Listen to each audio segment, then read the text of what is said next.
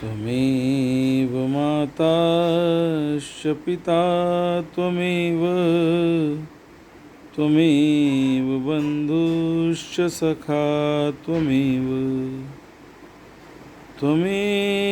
विद्या द्रविणं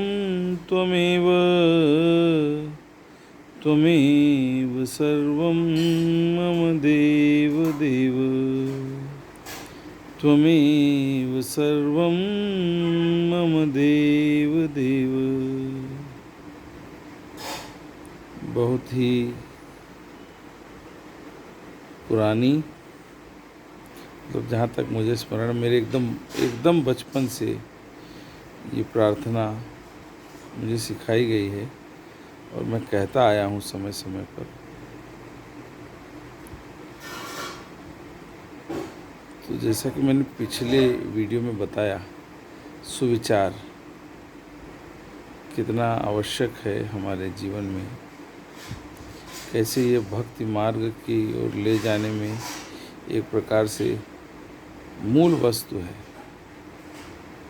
ये उसकी जड़ का कार्य करता है, ये उसकी आधारशिला बनता है। सुविचार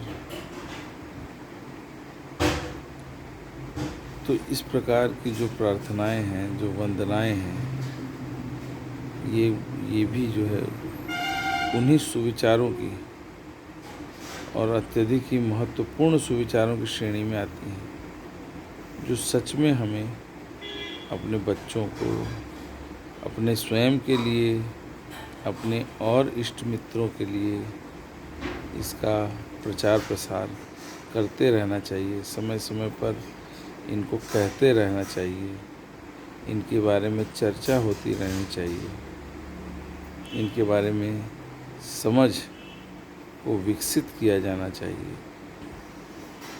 देखिए, सनातन धर्म जो है बहुत ही प्राचीन, और मैं यह कह सकता हूँ कि प्राचीनतम धर्म संस्कृति है, जो मानव के कल्याण और उत्थान से ही जुड़ी है, जो मानव को देवत्व की ओर ले जाती है और देवत्व से उस परम में विलीन की ओर, जो ऐसे तो हम देखें तो अप्राप्य सा लगता है, जिसको हम कभी देख नहीं सकते, कभी सुन नहीं सकते, कभी जान नहीं सकते, इस प्रकार की बातें जिसके बारे में चर्चा में आती रहती हैं।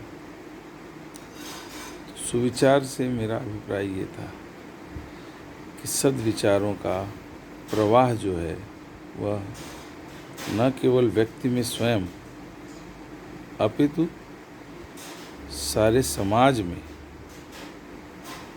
अनवरत रूप से बहता रहे, अनवरत रूप से यह प्रवाहित होता रहे।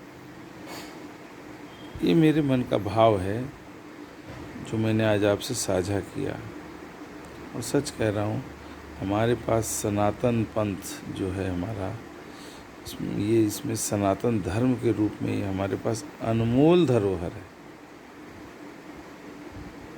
ये अनमोल धरोहर है, इसका कोई मोल नहीं है, कोई सानी नहीं है, कोई जोड़ नहीं है।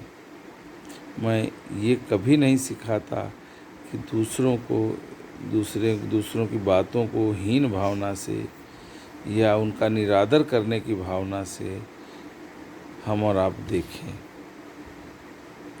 ये केवल अपने और अपने उत्थान के बारे में, अपने इष्ट मित्रों के, अपने समाज के, अपने परिवार के उत्थान के बारे में, अपने स्वयं को ईश्वर से जोड़ने के बारे में, उस योग के बारे में, परम योग के बारे में यह समझने समझाने की बातें करता है। ऐसा है यह सनातन धर्म। मैं इसीलिए इस सनातन धर्म को मैं इतना अंतःकरण से इतना मानता हूँ, इतना सम्मान देता हूँ, और इसके बारे में समय समय पर चर्चा भी करता रहता हूँ, क्योंकि ये ठीक उसी प्रकार है कि हमारे घर में कहीं गड़ा धन है और हमें पता नहीं है। तो ये हमारे शास्त्रों में, हमारे पुराणों में, हमारे वेदों में, हमारे तमाम सदग्रंथों में ये दबा पड़ा है। ये उस गड़े धन की तरह है जिन्हें हम कभी खोलकर देखते भी नहीं, जिनके बारे में हमने नाम तक नहीं सुना है, हम ठीक से चर्चा भी नहीं करते। मैं तो ये कहता हूँ कि एक सदग्रंथ है हमारे पास, रामचरितमानस, जो उस जन भाषा में रामायण ही कहा जाता है जिसे, और केवल यह एक सदग्रंथ जो है अगर हम देख लें, इसे अपना लें मन से, मेरा ये पूर्ण विश्वास है कि हम सनातन धर्म को हम इतना आत्मसात इस प्रकार से कर लेंगे कि यह कभी हमसे भिन्न हो ही नहीं सकता। जैसे दो शरीर एक प्राण, इस प्रकार से एक मन, एक अंतरात्मा, एक आत्मा हो जाए, ऐसे मिलन इस प्रकार से जुड़ जाएगा कि आपसे भिन्न कहा नहीं जा सकता। साधारण उदाहरण दूं तो एक सिक्के के दो पहलू की तरह, एक सिक्के के दो पक्षों की तरह। देखिए आप इस पर भी विचार कीजिए, आपको समझ में आएगा। हम सबको विचार करना चाहिए कि हमारे पास ये जो सनातन धर्म के रूप में अनमोल धरोहर है, जिसमें हमने जन्म लिया है, और ये हमारे पास नहीं, ये समूची मानवता के पास है, क्योंकि इसके अंदर मानवता मानवता मानवता, प्राणी मात्र की कल्याण की ही बातें हैं, समूचे सृष्टि के कल्याण की ही बातें हैं। वही चर्चा, वही वार्तालाप हम सब करते रहते हैं अक्सर, आपस में संवाद करते हुए, तर्क वितर्क करते हुए। हाँ, कुतर्क से बचना चाहिए, इस पर भी अवश्य ध्यान दिया जाए, मैं तो यही कहूँगा। तो ये जो सुविचार हैं, इससे हम सनातन धर्म की चर्चा तक आए, क्योंकि ये सद्विचारों से भरा पड़ा है।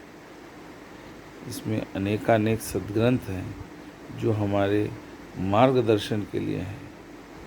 इनमें से सब को तो हम शायद पढ़ भी ना पाएँ, शायद सब उपलब्ध भी न हो आज के समय में, आज के कालखंड में, परंतु जो एक सद्ग्रंथ सबसे अधिक प्रचलित और उपलब्धता में है, जिसे हम रामायण के रूप में नाम से जानते हैं,